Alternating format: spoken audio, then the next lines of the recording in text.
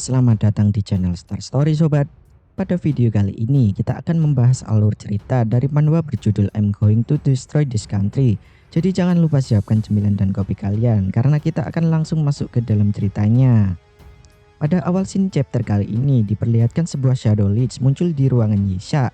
Mereka yang ada di sana pun panik berkata kepada Bishop Martha Berit, "Apa yang sebenarnya kau rencanakan? Bagaimana kau membiarkan demon masuk ke dalam kuil? Apa kau sudah gila?" Bishop tua yang terlihat gemetar itu berkata, "Apa Anda tidak lihat bayi ini yang melemparkan totem itu?" Kaisar berkata, "Totem hanyalah objek yang digunakan untuk menyegel demon beast. Jadi bagaimana bisa dia hidup kembali?"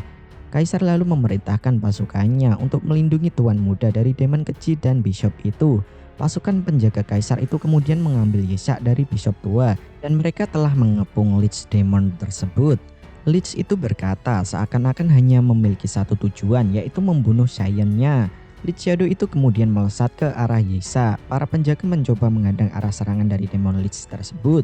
Yisha nampak kebingungan dengan sikap dari Demon Lich itu. Kenapa dia berusaha menyerang Yisha ketika dirinya telah menyelamatkan Demon Lich itu? Dengan santainya, Yisha berkata, "Tetap saja, para paladin seharusnya bisa melindungiku." Namun tak disangka, semua paladin di hadapannya itu telah tumbang satu persatu. Yisha yang nampak kecewa dengan kekuatan paladin yang begitu lemah berkata, "Sebaiknya aku kalahkan dulu dia. Tidak ada yang akan sadar aku menggunakan magic di situasi ini. Dan kenapa semua orang mencoba membunuhku di dunia ini?" Kini Lich Shadow telah berada di hadapan Yisha. Yisha berkata, "Mencoba membunuh mereka yang telah membantumu itu, dasar demon bodoh." Dia lalu mengeluarkan aura intimidasi dari Demon King miliknya itu yang membuat Shadow Lich itu seketika menghentikan serangannya dan membuatnya tersadar bahwa di hadapannya itu merupakan Skeleton King. Cahaya dari Yisha itu membuat semua orang di sana terpaku. Melihat terangnya cahaya dari tubuh Yisha, Demon Lich itu kemudian melarikan diri dari hadapan Yisha. Dan itu membuat para penjaga di sana berasumsi jika kekuatan suci Tuan Muda Yisha telah mengusir demon itu keluar. Yisha yang melihat pancaran cahaya itu juga bertanya-tanya, apa ini kekuatan suci sungguhan? Bagaimana bisa dirinya memilikinya? Namun akhirnya dia merasakan bahwa mana miliknya telah habis. Yisha berasumsi bila tubuh anak ini mengubah mana dari dalam dirinya menjadi kekuatan suci. Bishop tua yang tengah ditangkap itu berteriak, mengatakan bayi itu adalah pendosa yang memanfaatkan kekuatan manusia. "Beraninya kau merangkak masuk ke dalam kerajaan suci. Yang mulia akan aku buktikan padamu, akan kubuka identitas aslinya dengan eksorsim." Kaisar mengatakan bahwa ini sudah cukup. "Beraninya kau menuduh kandidat saing yang tak bersalah. Bukan itu saja, tapi kau juga membiarkan demon kuat berkeliaran di hadapan kenek kerajaan." Dengan raut wajah kesal, Kaisar mengatakan dengan lantang, "Aku sama sekali takkan menghiraukan hal ini. Bahkan kalau kau berasal dari Holy See." Bishop berpikir jika sampai Kaisar curiga, maka mereka juga akan tahu mengenai para penyusup. Kalau terjadi, Holy bisa dalam bahaya. Bahkan kalau aku harus mati, aku harus bertanggung jawab atas kejadian ini. Aku harus menyelamatkan nyawa keluargaku. Itu sebabnya setidaknya aku harus membunuh kandidat Saiyan dari keluarga Ezua. Kini Bishop tua itu mengeluarkan exorcist art miliknya yang menyerupai serigala. Serigala itu kemudian mengarah ke Yisha. Yisha yang melihat itu dengan wajah datar berkata dalam hatinya, "Bajingan sialan ini akhirnya menunjukkan jati dirinya. Apa dia mengira bisa membunuhku dengan sesuatu seperti itu?" Namun ketika hendak mengeluarkan kekuatannya kembali, Yisha tersadar bahwa dirinya telah kehabisan mana. Serigala itu pun tepat di hadapan mata Yisha. Karena kondisi mana Yisha telah habis, hal itu membuat dirinya hanya bisa pasrah tak berdaya. Namun tiba-tiba kilatan biru menghantam serigala tersebut dan menghentikan serangan dari Bishop tua. Nampak seorang pria berambut perak mengatakan, "Siapa yang berani mencoba melukai keturunan langsung keluarga Ezua?" Para kenaik di sana memanggilnya sebagai Blue Fate, yaitu kenaik dari keluarga Ezua. Pria itu bernama Riley Ezua, putra ketujuh keluarga Ezua. Rela menunjuk ke arah Bishop tua dan memerintahkannya agar segera melakukan eksekusi padanya. Yisha berpikir jika dirinya pernah mendengar nama Ezua. Rela kemudian menatap kepada para bawahannya karena mereka tidak segera memberi hormat kepada tuan muda mereka. Para bawahan Relay itu seketika langsung memberi hormat kepada tuan muda keluarga Ezua, yaitu Isha. Relay pun meminta maaf karena dirinya datang terlambat. Dia kemudian memberi hadiah kepada Yisha kecil. Yisha berasumsi apakah hadiah yang dibawakan untuknya adalah sebuah batang emas atau pusaka hebat. Namun secara mengejutkan, para bawahan itu menunjukkan hadiah yang akan diberikan kepada Yisa ternyata adalah sebuah figur pemenggalan Skeleton King yang tentu saja itu membuat Yisa nyesek hingga menangis. Namun orang-orang di sana dengan konyolnya malah berasumsi jika Yisa menangis karena terlalu menyukai hadiah yang diberikannya.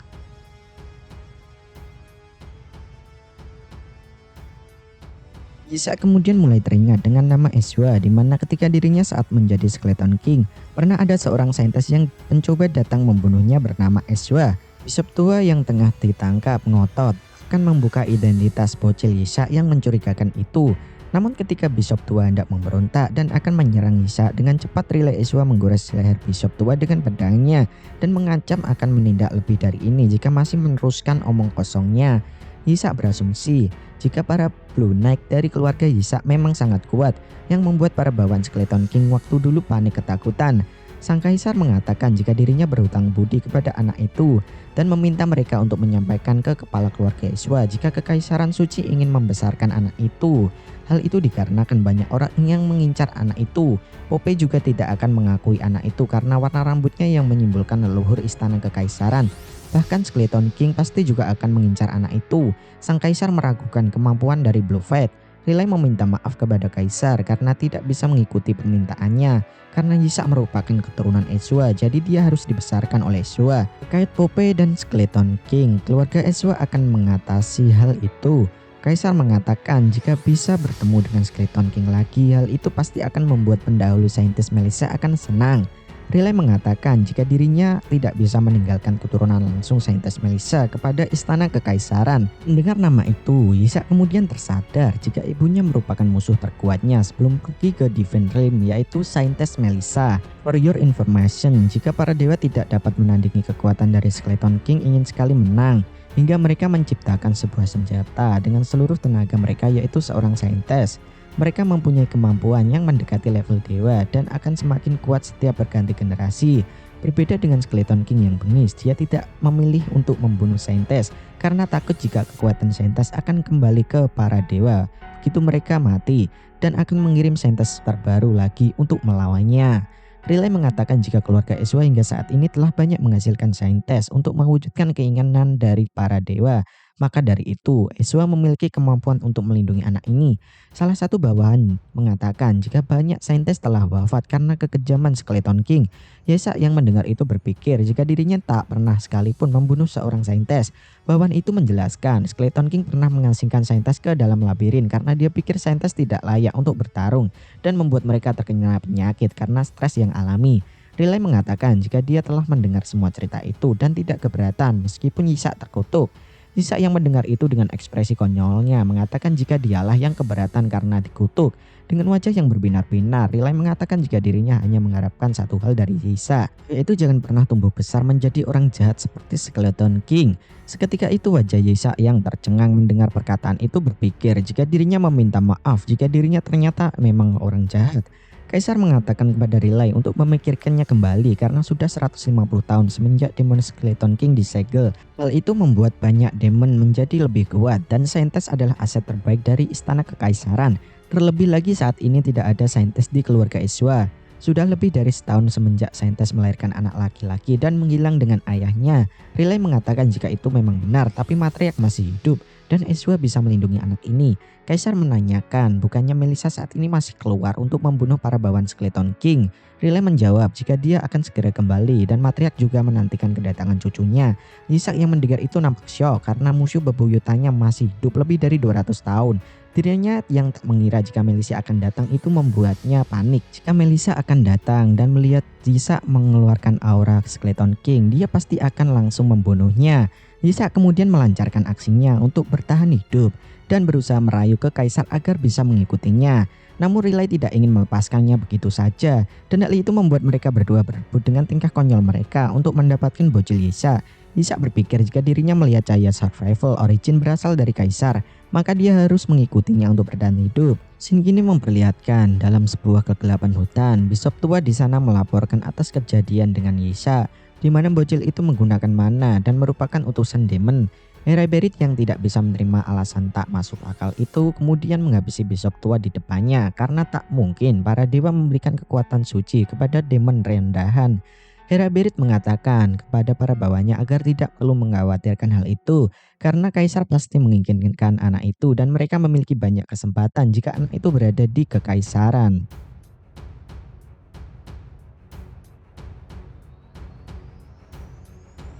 Keesokan harinya memperlihatkan Yisa yang tengah berada di kereta kuda menuju ke kediaman Ezua. Karena beberapa hari yang lalu, cahaya survival dari Yisa berpindah ke Relay. Hal itu dikarenakan Relay sebelumnya mengatakan jika keluarga mereka adalah satu-satunya yang memiliki kaitan dengan Mankor dan Maya Demon, terutama tubuh Skeleton King. Mendengar itu, Yisa sontak terkejut dan memutuskan untuk ikut dengan keluarga Ezua demi mendapatkan tubuhnya kembali. Yisa berpikir jika dirinya telah mengorbankan kehidupan mewah di kekaisaran hanya demi masuk keluarga militer untuk mendapatkan tubuh lamanya. Kaisar menanyakan pada Relay alasan pasukan Holisi mengincar Yisa. Yisa mendengar dengan seksama karena juga penasaran. Relay menjelaskan jika para dewa telah memberikan ramalan bahwa Saiyan kali ini akan diambil sebagai anak dewa, yang berarti Saiyan tersebut akan menjadi Popeye selanjutnya. Maka dari itu mereka ingin sekali melahirkan Saiyan kali ini. For your information, jika Popeye merupakan klerik terkuat yang dapat menggunakan Holy Spell rank 10, Popeye seperti raja dari semua klerik dan paladin atau orang besar dengan kekuatan yang setara dengan kaisar dari kekaisaran suci ini. Keluarga Berit telah melahirkan Popeye selama ribuan tahun dan sekarang posisi itu akan diambil alih oleh Saiyan.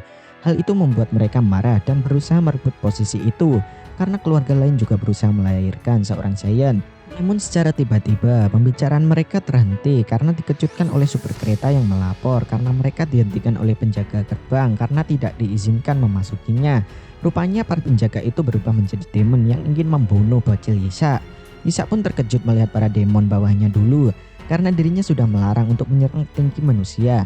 Namun mereka malah mengatasnamakan Skeleton King untuk membunuh para petinggi manusia. Relay yang mendengar itu tentu saja tidak akan menyerahkan Yisa kepada para demon rendahan seperti mereka. Dia kemudian menunjukkan kekuatannya kepada para demon dan mengancam jika mereka telah salah mentargetkan orang, di mana keluarga Ezua telah berjanji akan menghancurkan seluruh kejahatan dan mengejarnya hingga ke ujung neraka. Dan pertempuran dari kedua kubu pun tak terelakkan. Kaisar membawa Yisa menjauhi medan pertempuran dan membuat sebuah barrier untuk melindungi Yisa dari serangan dari luar agar dirinya tetap aman ketika Kaisar berusaha ikut membantu pertempuran pasukan Blue Fate. Yisa kemudian berpikir untuk memanggil bawahan buatannya di dalam alam bawah sadarnya, yaitu seorang Whisper, The Observing One. Bawahan yang merupakan seorang Whisper itu kemudian terlihat senang bisa bertemu dengan tuannya kembali. Yisa mengatakan jika dirinya juga senang bertemu dengannya lagi dan menyuruhnya untuk tetap diam agar tidak ketahuan. For your information, jika Whisper merupakan magic pendeteksi sapian buatan Yisa ketika masih menjadi Skeleton King untuk memudahkannya mendeteksi magic di tengah pertarungan. Namun entah bagaimana alat buatannya itu jadi memiliki ego sendiri menjadi hidup seperti saat ini. Yisa kemudian meminta Whisper untuk mendeteksi musuh dengan kekuatannya yang bernama Enemy Detection-nya. Whisper kemudian melaporkan jika dalam jarak 100 meter terdapat musuh sebanyak 88, semuanya demon. Tentu saja mereka tidak dapat menyakiti Yisa, namun jumlah itu sangat tidak masuk akal. Yisa berasumsi jika dengan jumlah itu apa mungkin mereka mencoba memulai perang. Yisa berpikir jika dirinya tidak segera bertindak akan membuat keamanan wilayah di tempat ini akan meningkat yang membuat dirinya makin kesulitan memanggil bawahannya nanti. Namun ketika hendak mengeluarkan kekuatannya, Yisa terkejut karena Whisper mengatakan jika musuh mereka berkurang secara drastis dan musnah semua dalam sekejap oleh Shadow Lich yang sebelumnya bertemu dengan Yisa di Kekaisaran.